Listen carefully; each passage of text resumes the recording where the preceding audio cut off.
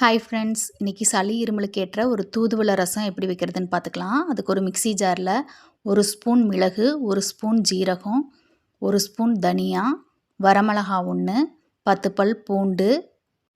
பூண்டு பல் பெருசாக இருந்துச்சுன்னா 5-6 போட்டால் போதும்.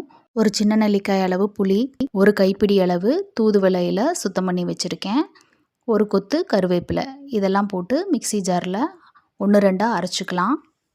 இப்போ ஸ்டவ்வில் ஒரு பேன் வச்சு எண்ணெய் விட்டு 1/2 ஸ்பூன் கடுகு, 1 ஸ்பூன் உளுத்தம்பருப்பு, 1/2 ஸ்பூன் ஜீரகம், ஒரு வரமிளகா, இந்த ரசத்துக்கு தேவையானது ஆல்ரெடி அரைச்சி வச்சுருக்கிறதையும் சேர்த்து நல்லா வணக்கிக்கலாம்.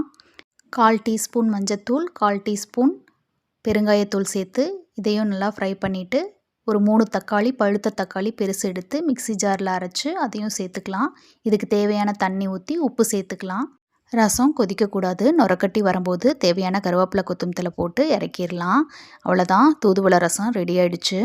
சளி இருமல் நேரத்தில் இந்த மாதிரி ஒரு ரசம் வச்சு சூடான சாதத்தில் பிசைஞ்சு சாப்பிடும்போது சளி இருமல் கொஞ்சம் கொஞ்சமாக குறைய ஆரம்பிக்கும். சிங்கப்பெண்ணை சேனலை பார்த்துட்டு இருக்க எல்லாருமே சப்ஸ்கிரைப் பண்ணி சப்போர்ட் பண்ணுங்கள் ஃப்ரெண்ட்ஸ். தேங்க்யூ.